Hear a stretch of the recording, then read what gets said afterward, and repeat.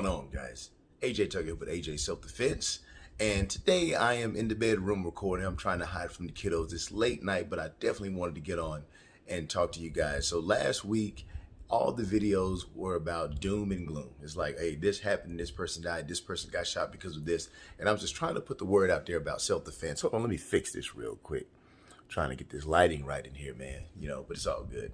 So, just talking self-defense, and this is what happened to this person, this is what happened to that person. And I feel like this week I wanted to come back and talk about, bad scenarios, shaky scenarios, but instances where people got out of those bad scenarios. A lot of times I go over like, this person did this to defend themselves. They hit this person, they scratched this person, and they bit this person. But today I want to talk about how sometimes the only thing you can rely on, the only thing you can do is to use your wits. The only thing you can do is to be patient, to wait for the right time and get out of there. So I was looking at different stories, and a couple popped out at me. One story, it was about a lady. She was, and here's the thing, folks, keep in mind that 75% of assaults come from someone that you know. So if you were to die today, if you were murdered today, the first person they're going to look at is your spouse. And then they're going to go down the list and they're going to keep checking. Just keep that in mind. So this story is about a woman. She was held by her boyfriend. Her boyfriend became violent. He held her with a knife for a couple of days.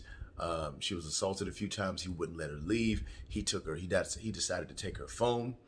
And everybody gets hungry. When it comes to cravings, everybody gets hungry. And so he allowed her to order pizza, to have pizza delivered. So he wouldn't let her use the phone. And she got on the app. So I don't know if she used the app from her phone or if she used the computer, but she made her order. And whenever you order pizza, at least for Pizza Hut, there's a little place at the end where you can make special orders, and you can say, hey, make sure you add some extra, I almost said lettuce, but make sure you add some pineapples, or you have extra pepperoni, or you just make an extra, hold the ranch, or whatever the hell. So in that little space, she put hostage 911 help. And so thank goodness that the people were looking at the details. They took a look at that, and instead of the pizza delivery guy showing up, the police showed up, and they was able to catch the guy. And the article came out, and she basically said, Pizza Hut saved my life. So I bet you that she is ordering Pizza Hut to this day, or they might be giving her like a lifetime supply of Pizza Hut. I don't know. Or everybody's just carrying on, because those people, they did what they were supposed to do. They did what they had to. Whenever you see something that's going on like that, you have to do the right thing. And so that is a scenario where she did not feel like, hold on, let me see if I can get this. I'm gonna get this right now. I'm gonna get this right. Normally I use sunlight, but today I'm in the room. I got a hasty position right here, man. A hasty position, but I'm making it happen, man. Wanted to get this content out to you guys, talk to you guys, and just let you know that self-defense is more about just fighting someone off, doing some special moves or some fancy moves. I get emails and I get DMs and I get memes and TikToks all the time with these self-defense videos where it has a woman, and these attackers are coming at her, and she's doing all these fancy moves. And a lot of these moves are legit moves. It's legit wrestling moves, legit judo moves, legit whatever moves, right? But the thing is in a dangerous situation, it's just not gonna work. It's just not gonna work, man. And so when they send me these videos, I try to parse out. I don't try to slam anybody, but I try to parse out what I can. And sometimes I just say, oh, y'all, that's pretty cool, man. And then sometimes I explain to the people like, hey, man, this right here is not gonna work. This is not Bullshito, this is Bullshito, all right? So there is a martial art out there called Bullshito, where basically they're just telling you a bunch of BS. They're trying to focus on what they want to teach you, but it's not really good for a live situation. It doesn't take into consideration that people are different sizes, people are different strengths, people have a different level of aggression that they're coming at you with. If you're somebody like, let's say if you're a professional, right, and you never grew up, you've never been in a fight, you've never been in a situation, and somebody that's very aggressive, that's been fighting all their lives, they come at you and they grab you with that aggression or they attack you, you're not going to be able to pull off that. You're not going to be able to pull off that move that you've been drilling in the dojo, all right, unless you've been through some serious resistance. And even then, so there's professional fighters out there where they have weight classes. If you take, Floyd Mayweather, one of the best boxers out there, one of the best, man, do you hear that mess? My cat is going crazy right now. Hold on real quick, man. Let me let this fool in. Good grief.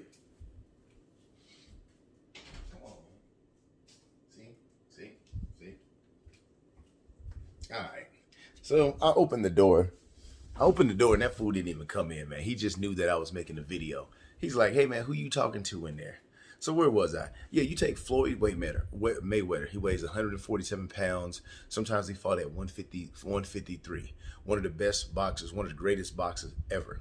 They put him in a weight class. They're not going to put him against somebody that's less skilled, but that weighs 250 pounds and 5 inches taller than him. They're just not going to do it. Even somebody with less skill could overtake or could defeat Floyd Mayweather in the fight. Not that much less skilled, but they could be lesser skilled or the same skilled. Or, I mean, just not that many people as skilled as him, but lesser skilled. And they would be able to take him out in the fight just from sheer size and being in a different weight class. So back to what I was saying, man. There's a lot of stuff out there where they're not showing you guys. They're not showing you guys the right thing. It looks cool. When I first went into martial arts, there was some stuff that it worked in that setting, and it was really cool. And whenever I first started teaching self-defense in 2005, I would show different things. Like I would show an armbar. I would show, like a Kimura, which are legit moves. They work great, but I was teaching them to people that I should not have taught it to, right? And it was a solid class, but there's better, more efficient, more quicker and dirty ways to do things. I'll say that. And so it looks cool, but you just don't do it. So back to the point of me making this video, back to what I was saying. You have to use your wits. And so in that situation, she used her wits. There was another situation where a woman, she was being held by a man once again for a couple of days, and the locksmith came. She had scheduled a locksmith to come in like a couple of days before, and like her ex-boyfriend came in and was holding her there. The locksmith came in with the appointment, and she basically wrote a note to him, gave him the note, and he was able to decipher it and call the police and get help and bring him in, And so there's so many stories like this. There's, if you work in a medical place, like you have to take self-defense classes now to recognize trafficking. Because let's say if somebody's they're caught in trafficking, like somebody's being, they're being forced to be a sex worker, or they're just being trafficked. They're basically in modern day slavery. Sometimes those people get injured, and sometimes they just left out to dry. But sometimes they get so injured that they are forced to bring them into the hospital. They're forced to bring them into a medical setting. And the thing is, yes, they have that threat over their head. They have that threat over them, like, hey, if you tell, I'm going to kill you, I'm going to kill your friend, I'm going to kill your family. Or they just have that person in such fear that they're not going to tell. And so it's up to that medical professional to look at different signs to see, okay, this might be a bad situation. Let me call the police. This might be an example of trafficking. One of my favorite books. I have a go to Lit Man Tuck Book Review, and I do like a lot of book reviews. I haven't reviewed this book yet, but one of my favorite books is called The Cartel. It's one of my favorite series. It goes from book 1 all the way to book 7, and in one of the scenes, one of the main characters, she gets caught into trafficking. Like she's held by this man, and he takes her all the way to Haiti, and so she was injured so badly that he had to take her to the hospital. Or no, she was getting so sick, and like she was sick and she was getting ready to die. He didn't want her to die because she was his. You see what I'm saying? So he threatens her.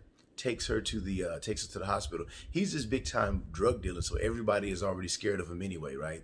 And so this lady has to fill out an application, and so he's like, hey man, you know, you better fill that out the right way. And so she's like, okay, she's filling out the application. At the end of the application, she put, please help me, please call this number right here and help me. The doctor is scared witless because in Haiti, that's it's a smaller area. It can be controlled not necessarily by the police, but if you're a big time drug dealer in a certain area, you can have a lot of power. And so in the book, the doctor was very afraid and she didn't know what to do. And so she waited, she treated the girl and she waited until she left. And then she went ahead and called that number. She called her brothers and they came in on the helicopter and they went in and tried to save her. But anyway, that was like a pretty cool scenario where it was like really going into deep detail of how that works whenever somebody's taken into a medical place. So back to the main story about the Pizza Hut, man.